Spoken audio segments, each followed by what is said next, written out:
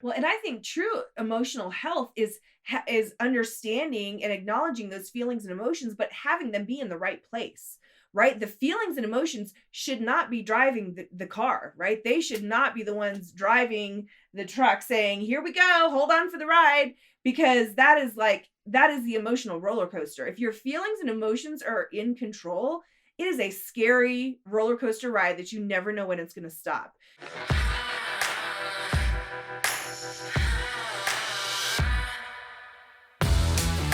Welcome to the EQ for Entrepreneurs podcast. Like most business owners, you already know you need good business and marketing strategies to scale and be profitable. But at some point, you've hit the dreaded wall where you feel stuck and frustrated. EQ for Entrepreneurs is for business owners and leaders who are honest enough to admit that they just might be the ones holding their business back and are brave enough to change that. We're Noble and Kathy, and every week we're having candid conversations about all things emotional intelligence and how growing that has allowed us to get out of our own way and is radically transforming both our businesses and our personal lives. This is the secret sauce strategy for modern entrepreneurs who are tired of hustling without seeing results and want to grow a business and a life that they love.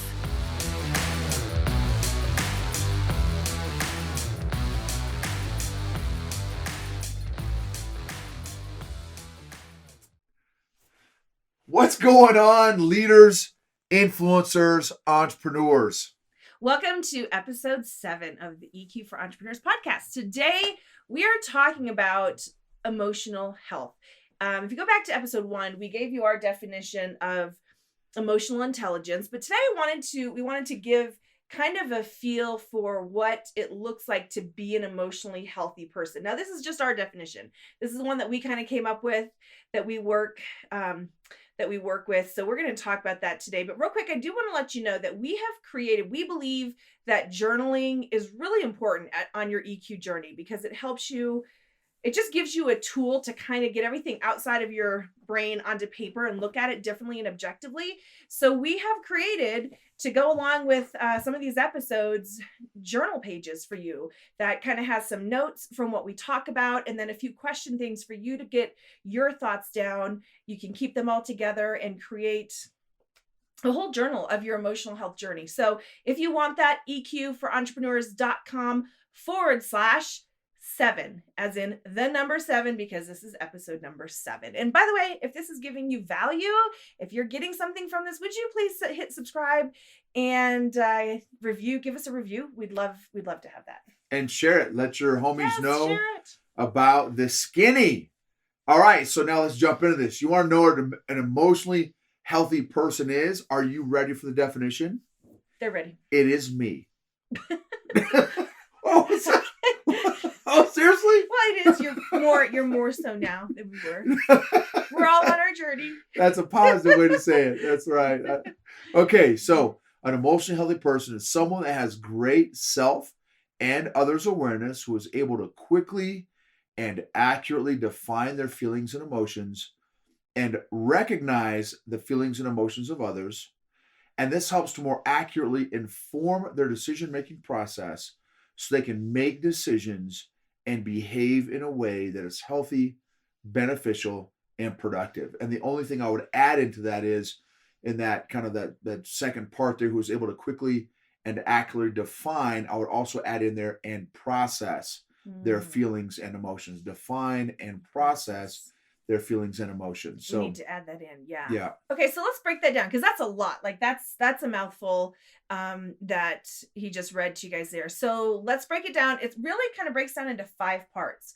So let's take them one at a time, because I think this will really help us do a little bit deeper dive into what this means and get a better understanding of it. So the first part of that, an emotionally healthy person is, so number 1, someone that has great self and others awareness. And I think we need to do a whole episode at some point on self-awareness because that's one of the most important things.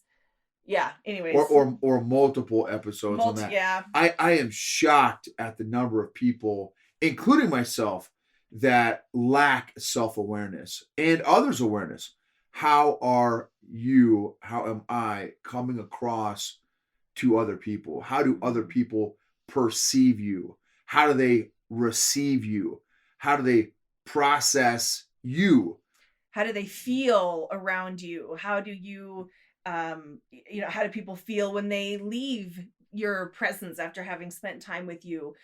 Are you, because I think all of us have a tendency, we have a view of ourselves in our mind of how we think we are, of how we think we come across. But a lot of times what we found is that's different than how we actually come across to people, or than how other people actually perceive us. And so self-awareness is accurately understanding, okay, this is how I come across, and this is how I make people feel, and this is really just kind of who I am. And really knowing that and understanding that, and being okay with what that is. Because here's the thing, you have control over it, right? If you're say, okay, well, so this is actually how I come across, then say, okay, well, I don't like that. I don't want to come across that way. So what do you need to do to change that? Or maybe that's really good. And this is hard to do. This Yeah. is because we're defensive, right? Yeah, absolutely. Let me give you an example of my amazing mad self-awareness skills.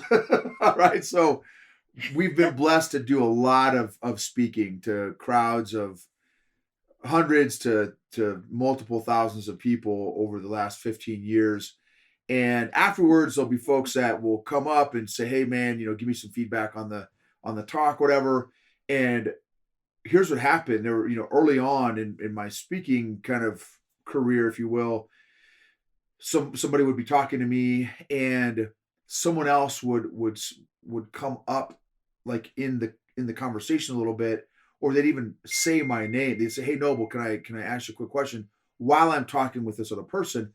And I would immediately, right, so I'm one of those guys, a squirrel, you know what I mean, that that gets very easily distracted. And I would immediately address this new person that had kind of interrupted our, my initial conversation, original conversation, and I would jump right into this next conversation. And man, I'm embarrassed to think about the number of times that I've done that. And here's what happened. I was on the receiving end of that once. So I was engaging this other gentleman who was a very successful speaker, and two things happened. One, this guy's eyes were all over the place. He wasn't looking at me. He was looking all over the place, number one. And number two, someone else had come up, and he immediately, for like mid conversation, stopped talking to me and went and started talking to this other person. I thought, so two things. I was upset that first thing, I was upset that this dude was looking all over the place when I was talking to him. It felt, how I felt was, it felt incredibly disrespectful. Like, am I not worth your full attention? Which, let me get in your kitchen a little bit. How much attention do you give to your spouse when you're talking to your spouse? Or is your grill staring at your phone or the laptop, whatever? How about your kids? How much attention are you giving to your kids? That's a little side note there. And are we even aware enough to be able to answer the question? Because I think all of us are like, no, I'm great. But what would your spouse say, right? Yeah, that's a great point. Yeah. And so being on the receiving end. So then the second thing, of course, is as soon as he completely left the conversation and went and started talking to this other guy midstream, I'm like, man, what am I, chopped liver here? And it just convicted me. And so from that day forward, anytime anybody is talking to me, my goal is, now I'm not saying I'm 100% or I'm perfect at this, but my goal is I want this person to feel like they're the only person in the room, even if we've got a whole bunch of folks all around us or other people want to talk or get involved in the conversation. My goal is to make whoever it is that I'm talking to like they're the only person. I want to listen with my eyeballs. I want to listen with my body. I want to listen with my ears. I want to listen with my full, active listening attention.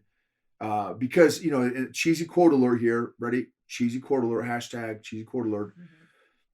People may not remember what you said, but they will always remember how you made them feel. People will not always remember what you said. They will always remember how you made them feel. So even if they don't remember, maybe I shared some insight or something or answered their question, but if they can feel valuable and valued in that conversation because I'm really wanting to be others aware in that moment and really kind of self-aware of how I'm coming across to them. I think that's really important. So that's one example that I have worked on over the years. Yeah, and you're really good at that. Thank you, gorgeous. I think all of you who know him, right? He's really good at that. So Thank you. I appreciate that. So, okay, so that's number one. So, someone who has great self and others awareness. We kind of talked about self awareness, but others awareness is just not taking responsibility for, but being aware of the other people around you, of kind of where are they at? What's going on with them? How are they? Maybe they're having a good day or they're having a bad day. Just being able to pick up on the vibes that another person's putting off on their body language, maybe on the nonverbal cues, maybe the verbal cues that they're giving you, right? Like getting our heads off of our phones for a minute to just look at somebody and just get a feel for who they are. So that's number one. You said a really important thing there that I just want to touch on that I think a lot of people have challenges with is taking false responsibility for how somebody else feels. Now, again, it's important to be aware of how somebody else feels and to consider how somebody else feels as part of your decision-making process and that kind of thing. It is not your responsibility to assume the responsibility for their feelings and emotions in that moment. Or trying to make them feel any other kind of way. Right. So, I mean, sometimes it's a kindness thing to try to cheer somebody up or to show kindness to somebody, and that's fine. But when you take too much responsibility for somebody else and their feelings and emotions, now you can get into just some weird dynamics, codependency and stuff like that. And we'll do several episodes on that in the future as well. Well, and also on that point, as a recovering people pleaser addict, I would absolutely, if someone came up to me kind of feeling a little bit melancholy or a little bit down in the dumps, that kind of thing, or I could tell just reading nonverbals that, something's off, I would absolutely go into people pleaser addict mode and try to make them happy or make them smile.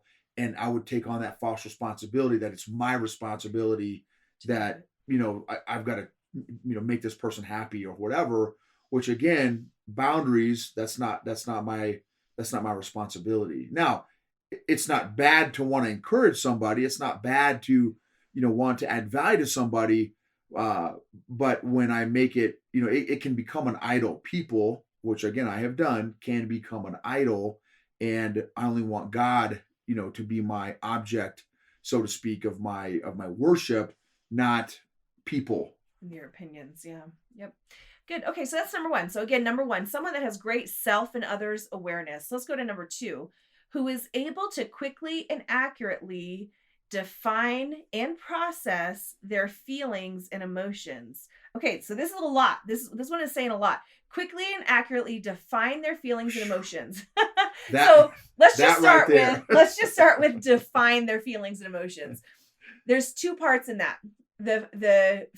Maybe three parts. The first one is just awareness that I'm having a feeling or an emotion. That's huge. Right? Just being aware, because depending on maybe how you were raised or the kind of family or what your environment or just how in tune to your own self you are or are not, you may be having feelings and emotions that you're not even aware of. And so you're exhibiting behavior that other people are experiencing and seeing that you don't even know why you're doing it. And it's because you've got some kind of feeling going on. Boom. Again, I am the textbook person of we all are. These different issues. This was literally yesterday, y'all. Yeah. Yesterday. This one's fresh. They're all fresh for me. I had a project that I was working on, a very detailed project. And in the past, detailed projects have absolutely shut me down. I'm talking shut me down. And oddly enough, or ironically enough, that's exactly what happened.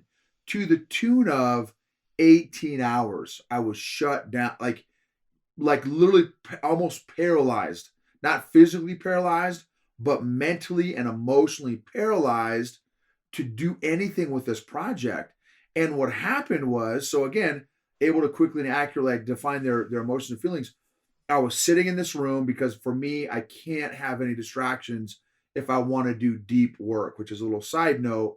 What environments bring out the best deep work in you? Totally side subject, totally side topic, but I came into an environment where I was absolutely minimize distractions.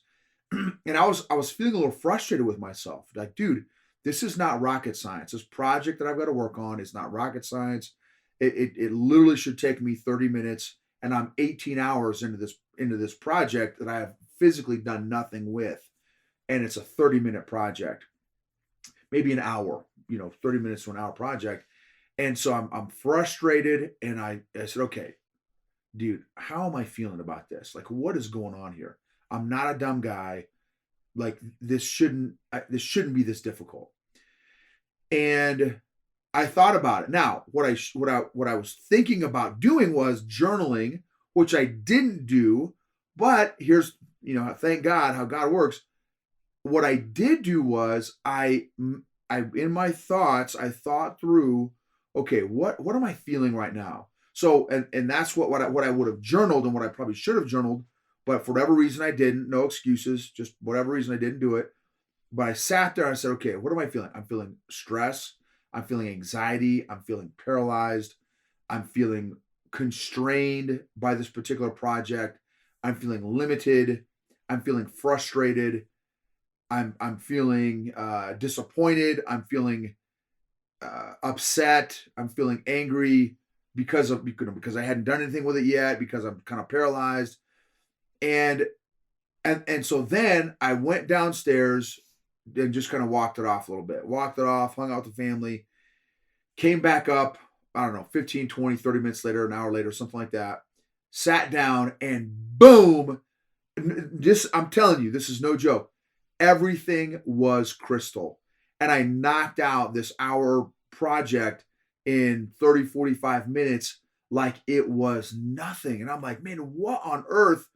What happened? I told Kathy, I'm like, babe, I don't know what happened. 18 hours, I was frustrated, angry, upset, all this stuff. And then she's like, well, what happened? What did you do? Like, walk through this. What did you do? Which is a great way to unpack your emotions and feelings, by the way, is through high quality questions. I call them high quality questions. And Kathy's great at helping me by asking me high quality questions to help me work through some of these things. And if you're single, great way to do it is ask yourself some high quality questions. Write down have a battle drill for high quality questions when you get emotionally stuck or emotionally paralyzed. Write down, put them in a spot where you'll be able to access them at any time, because wisdom that's not retrievable is not usable. That's a cheesy Mike Murdoch quote, but I love it. Wisdom that's not retrievable is not usable. And so she asked me these questions, and I kind of regurgitated the sequence of events. And she's like, well, do you think that if the only thing that was different was you identified your emotions and feelings, once you unstuck the spaghetti ball of emotions, do you think that that's what helped you think clearly to be able to knock out your project? And like the 4th of July went off in my head, and I'm like, oh my goodness, that mind blown emoji. Like, are you kidding me? I bet you that's exactly what happened. And so, and also I asked God, I did a little prayer, like, God, help me out here. Help me figure out what's going on here.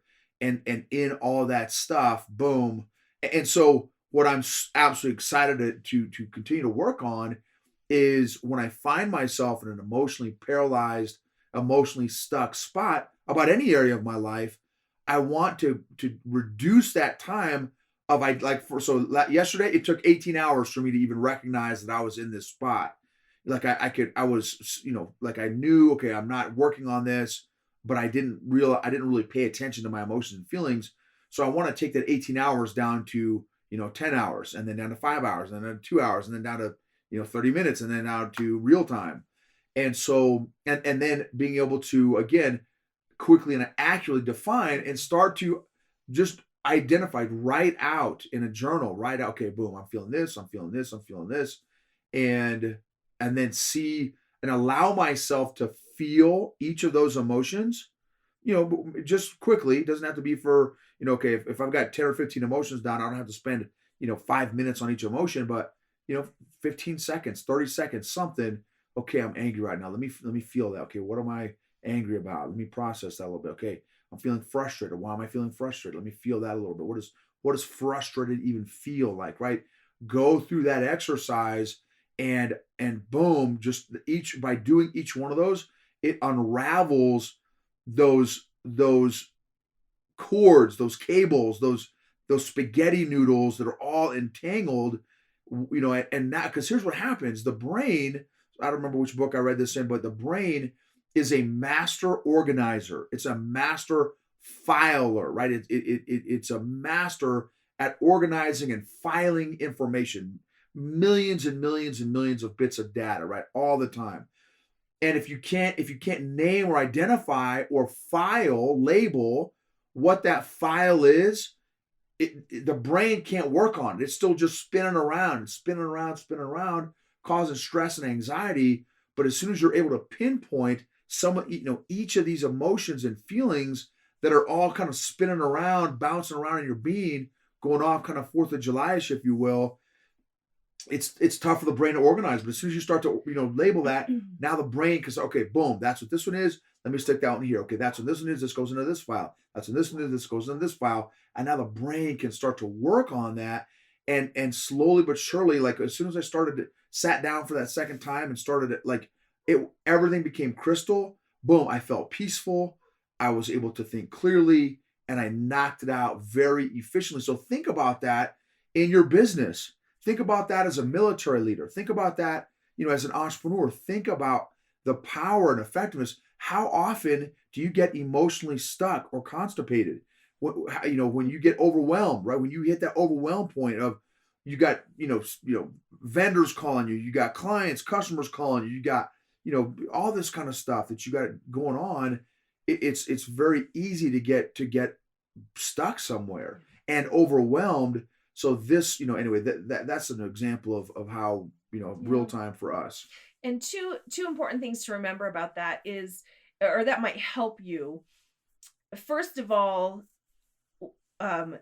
defining, right? So we talk about defining your feelings and emotions, and that requires vocabulary. There is a vocabulary to feelings and emotions, and we've got a whole episode planned. It's either one or two, it's coming up real soon. So it's coming up all about the vocabulary and how to just get the words, like just getting the words to define your feelings is like, it's a game changer. It's a game changer. So that episode is coming.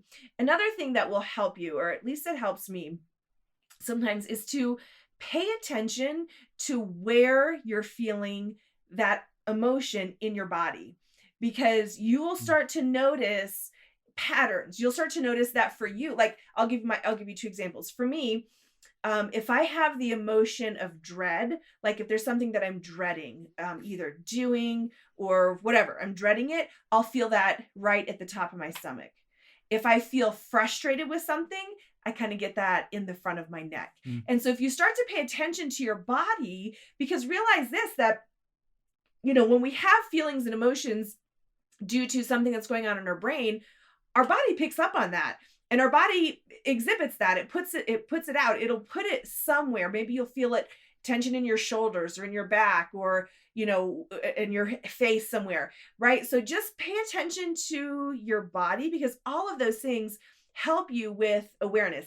And don't worry, we've got so many episodes planned and coming for you guys. We're going to teach you how to do this. We're going to teach you some exercises and practices that will help you get better at this. So it's all coming. It's all coming. So for now, let's move on to number 3. So we've already talked about someone that has great self and others awareness, who is able to quickly and accurately define and process their feelings and emotions. And number 3, recognize the feelings and emotions of others. So we just talked about learning to recognize your own feelings and emotions, but emotional intelligence isn't just about you. An emotionally intelligent and healthy person can also recognize feelings and emotions in other people. It's being able to say, oh, that person is angry, or that person is frustrated, or that person is excited, or that person is hopeful, right? Being able to recognize what's happening in somebody else. Again, not taking responsibility for what they're feeling, but being able to recognize that. So a couple thoughts, and I got a question for you.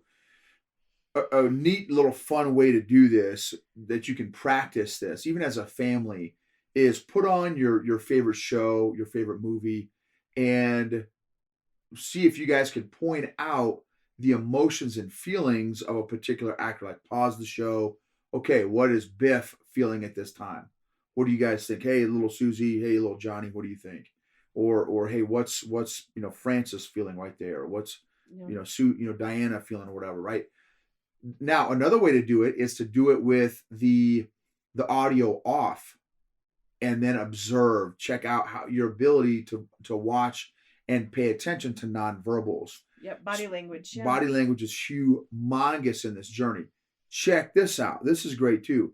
If you ever find yourself where you put out content, YouTube, or you put out videos, that kind of thing, or maybe not, but video yourself sometime. Yeah. Video yourself sharing something. Maybe you're sharing at church, or you're talking to your employees in your business, or just put a little video camera up on a little tripod, video yourself, and then watch yourself, right? Watch the video yourself. So get to kind of assess your own, see what kind of things you're picking up, but then also watch yourself without the audio on. So turn off the volume, turn it all the way down, and then watch your nonverbals. How are you coming across to those around you? Oh, that one's brutal for me. What is your default face? That's what I was just going to say. My face. When I first did that, I realized, oh, my face, it's like it has a mind of its own. I had to learn how to fix my face. Yes. So the point of these kind of exercises that I'm sharing here, watching nonverbals are critical to better understanding how somebody is feeling and where they're coming from. Now, I'm not saying it's exclusive. I'm not saying that's the only thing, because again, like Kathy said, there are some people that have some pretty gangster default faces, right? Where they look like they're seriously upset. And then I've done that. Hey man, you all right? Everything okay? Like, yeah, dude, I'm feeling great. Like, wow. Inform your face, right? Because you don't look you like look it. upset right now. Right. So okay, so nonverbals is huge, but it's not the only thing. Right. Asking questions obviously is the next best thing. Hey, how are you doing today? And just kind of paying attention, seeing what's going on. Yep. Okay, so let me ask you, what is your sign? What are some signs? Because you're great at being aware of my kind of emotions and feelings before I am even. How do you do that? What are some signs? What are you looking for? How do you notice other people's feelings and emotions? And again, you can use me as the example. Yeah, I think it's if the other person, if something's out of the ordinary, right? From how the person kind of normally is as their baseline, if they're quieter, if they're maybe shorter in, kind of impatient, if they're not as engaged as they normally are, if they seem preoccupied with something, right? So it's little things like that I mean, this is if you know the person well enough to do that. Obviously it's harder with somebody you don't know very well, but just looking for little things that are off and paying attention to that, right? And obviously you're my husband, so my feelers are out way more for him than probably with the average person, way more with my daughter than with the average person. But it's just paying attention. But here's the thing, you have to care enough to pay attention to notice it. You know what I mean? Like, obviously I care very much for him. So I'm, noticing those things because he matters to me. And that's one of the things that is important on this EQ journey is you have to decide, well, we could go on a whole nother tangent on this, but you have to decide that you are worthy, that you care about yourself enough to do this for you, and that you care about other people enough to do this for you, because the benefits for you to be a free, emotionally healthy person and to have free, emotionally healthy relationships, I'm here to tell you it's worth doing the work. It's worth doing the work. But you kind of start small with it. And again, it for all the entrepreneurs on here, it directly impacts your bottom line. I mean, again, I was emotionally and mentally and in a way physically, because I didn't follow through for 18 hours on a project that I needed to work on. And so I'm telling you, this has a direct impact this isn't just warm, fuzzy stuff this directly impacts the bottom Bottom line. line. And it directly impacts if people even want to work with you, if they want to listen to you or hear what you have to say. Because again, going back to the self-awareness, if you're doing things that are turning people off and you don't even realize it, like that's not good. That's not good. Not good for business. Yes. So, okay, let's go on to number 4. So number 4, so they recognize the feelings and emotions of others. And this, so being able to recognize their own feelings and emotions, being able to recognize other people's emotions. Number 4, this helps to more accurately inform their decision-making process. Okay, so here, and as I mentioned earlier, being more emotionally intelligent, being better at and increasing your capacity to assess, define, assess, process your own feelings and emotions and others' emotions and feelings should not be the only thing that you make decisions with, right? Because emotions and feelings are not facts. They're real, but they're not facts. And they're subject to change at any given moment. So you please understand that we're not saying, in fact, I had a conversation with a buddy of mine who's a very successful businessman, entrepreneur, very successful CEO of a company. And he told me, he's like, and I love this guy, but he told me foolish people make decisions on emotion. Wise people. So the converse. So I said, okay. So what are you saying? That wise people make decisions without emotions? He said, yeah. The more logic that you use, and the less emotions that you bring into the equation, the better decisions that you'll make. And I said, oh, I disagree with that, because how many times have I, military experience, my business experience, entrepreneur experience, that people who only use their logic without considering the people impact, the emotions and feelings impact on the people that they are leading or influencing, can make very stupid decisions. So I said, my challenge is, it's somebody who considers their emotions and feelings and others' emotions and feelings and includes logic as well. So it's both and, it's not either or. It's not exclusive. It's not mutually exclusive.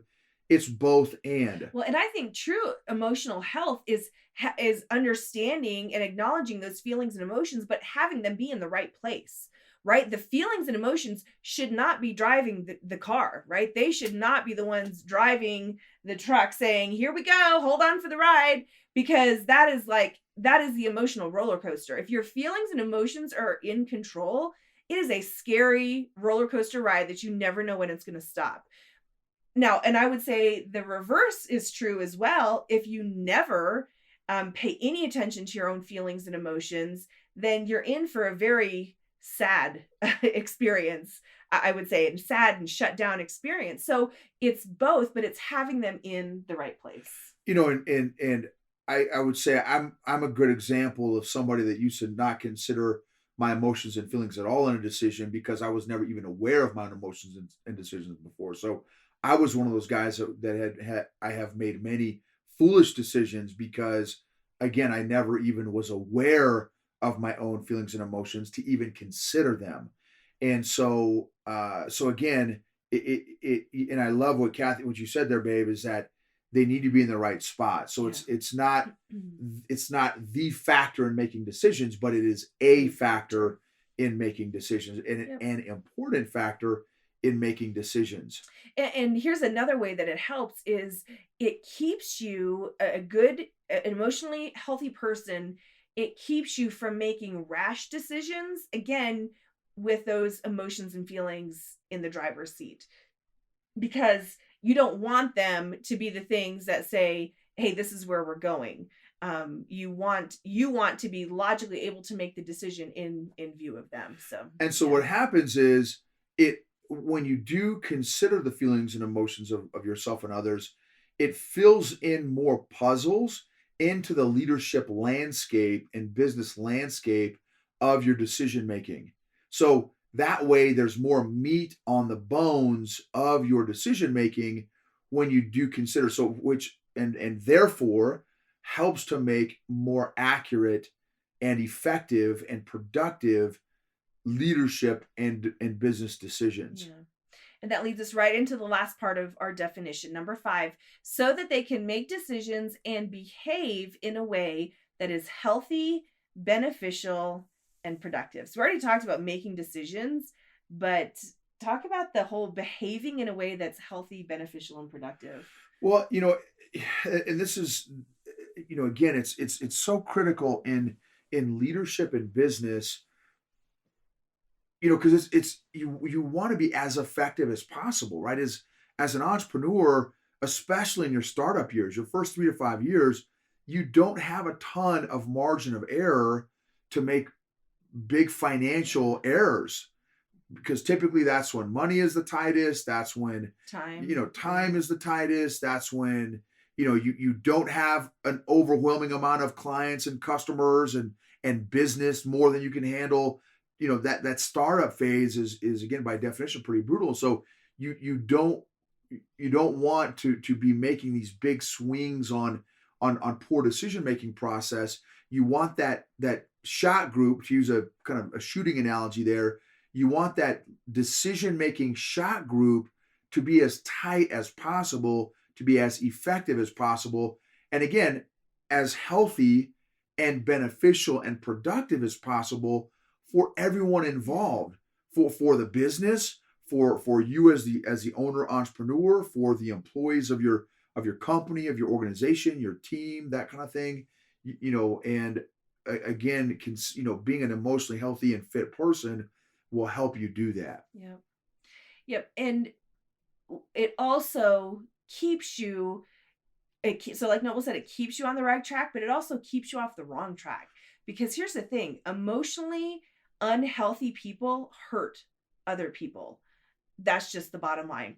They can hurt them in a number of different ways. When you're emotionally unhealthy, you can exhibit a lot of pressure on other people. You can kind of fall into controlling and manipulating people. You can fall into people pleasing. You can fall into, like, there's so much that can happen when you're not emotionally healthy, and it affects you. It affects all the people around you. So it keeps you from going either direction. It keeps you kind of in this safe guardrail place emotionally, where you're not hurting yourself and you're not hurting other people as well, because it's not just about you, it's also about the people around you.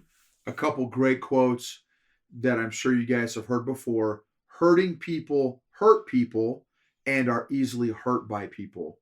Hurting people hurt people and are easily hurt by people. Needy people are needed. Needy people and needy leaders attract other needy people because they need to be needed. And for me, I want to attract emotionally healthier people, because that's good for business. That's good for growth. That's good for impact. That's good for influence. That's great for adding value. And the way that I attract other emotionally healthy people or emotionally healthier people is I need to be emotionally healthy myself. I need to take responsibility and ownership for where I'm at in my emotional growth journey, and not just expect other people, hey, you guys be healthy, but I'm still going to act like a 5-year-old emotionally. And again, the people pleasing, is another thing, we've talked about a number of times, but man, you want to talk about violating all kinds of boundaries by being a people pleaser, because the bigger your business gets, the more employees you have, the more customers that you have, the more people that you're influencing, the more you're going to upset people, the more haters you're going to attract. And there's I learned this in leadership a while back. The bigger you get in business and in leadership, you'll never be able to please everybody. If you have one or two people, heck, even if you have one or two people, you're going to have a tough time pleasing everybody. But the larger influence you have, the more people will appreciate you and value, but also the more people that will not like you, that whatever, right? So, and if as a people pleaser, man, are you kidding me? That is a recipe. So thankfully, this emotional growth journey has again tremendously reduced the extremeness of my decision making and my emotional ups and downs, which makes my decision making a lot finer and tighter and more effective and efficient, but while still considering other people's, emotions and feelings and stuff, but not to an extreme. Let me, real quick, as we're wrapping up here, I want to take one example from me, and it is an area that I have had to do a lot of growing in, and kind of walk it through each of those 5 so you can kind of see how this plays out. Okay, so for me, one of the big areas that I have had to grow and am still growing in my emotional intelligence is conflict, handling conflict. Because for me, I was a conflict avoider. I didn't like it. I didn't want to deal with it. I did whatever I could to avoid it. I guess maybe that was my version of kind of people pleasing, was to keep from having to be in situations where there was conflict. Like, I just stayed away from it. So, okay, so let's walk that through. So number 1, someone that has great self and others awareness. Well, number 1, I was not aware at all that I was doing this. I was just constantly behaving in a way that I thought would keep me out of conflict with people. So I wasn't even aware that the reasons I was acting certain ways or doing certain things was to avoid conflict. So no self-awareness. Okay, number 2, someone who is able to quickly and accurately define their feelings and emotions. Okay, so when conflict would find me, despite all my juking and jiving that I tried to do to keep it from happening, and I was faced with conflict, I would get this pit in my stomach, like this terrible pit in my stomach, and I didn't know why. And all it made me want to do was avoid it even more, because I thought, oh, that's giving me the pit in my stomach. I didn't have the word or the definition to say, I'm feeling dread because I want to avoid this conflict and it's coming at me, right? I didn't have the ability to do that. Number 3, recognize the feelings and emotions of other people. Well, when you're in conflict with somebody, typically they're feeling something too, right? And so for it to have gotten to this point where I'm not even able to, I'm so caught up with how I feel and my avoidance, and I'm not even able to take into consideration, well, how might they be feeling? How might they be feeling about this? Couldn't even do it. Number 4, so my decision making, I wasn't even doing any conscious decision making. It was all subconscious. It was all kind of in the unconscious. I was doing all these things and acting again in certain ways to avoid. And so number 5, so I can make a decision and behave in a way that's healthy and beneficial. No, I just avoided. Whereas the healthy thing to do, if I had gone back, the healthy thing would be to say, oh, there's some conflict here. Okay, number 1, I don't need to behave in this way to avoid conflict. I need to be true to me, and I need to know who I am and what I think and what I believe so that I can behave in a way that's true to me. And then if that does bring conflict to me, say, okay, well, I might not like this conflict. I might feel some kind of way about it, but that's okay. Like I can live with this feeling in my stomach. I can live feeling dread, but I still need to have the conversation with the other person because I recognize that, okay, they're feeling something as well. So the decision and the behavior would be, hey, let's sit down and have a conversation. And I realized that I could learn skills. I could learn skills in this area of conflict resolution that would help me to do it. So I wanted to just share that to kind of play out a scenario of what that looked like to be in a very unhealthy emotionally aspect, dealing with conflict, and maybe how I could have done it a lot better and how I'm trying to do it better now that I'm getting healthier in that way. So that's just want to great. share that with you guys. So Yeah, that was great. Thank you for sharing that. So a few questions here to ask yourself. Rate yourself on a scale from 1 to 10. Yeah, these are on the journal page. Yeah, you can, I mean, feel free to say it, but Yeah. these are on the journal notes. You can download these. So rate yourself on a scale from 1 to 10 or 1 to 5 on how you're doing in your emotional health and fitness. 5 or 10 being emotionally healthy and fit, 1 being, an emotional infant, and kind of get an idea of where you're at on that leadership map. Again, John Maxwell states the number 1 responsibility of a leader is to identify where you're at, identify reality, where you at on the map there. And then look at that lowest number and figure out what is holding you back. What's the area? What's one area from listening to this podcast episode here that you can kind of work on? Not 15 different things, just pick one. Just get, baby steps. And then the next question is, how do you think it will help you to get victory in, to work on and get victory in the area that is holding you back the most. If you were a 10 in that area, how would that impact your business, your life, your family, your faith, your relationships, that kind of thing. The link to those show notes, the link to that journal page is in the show notes, eqforentrepreneurs.com/7, just 7. And if you want to join a community of other entrepreneurs who are on this same journey of growing their emotional intelligence, we have a Facebook group. It's called the EQ for Entrepreneurs Podcast. It's a group you can come join and just walk this journey with other people and see what this is looking like for them. We also have an EQ for Entrepreneurs Facebook page as well that you can check that out, like it, follow it, the content in there as well. And if you want to ask a question, submit a question or a topic for us to address in an upcoming episode, please go to eqforentrepreneurs.com/ask-away and ask us a question. Give us some topics. What do you want to know? And if you want to check us out in the flesh and see what we look like, feel free to check out the EQ for Entrepreneurs YouTube channel as well.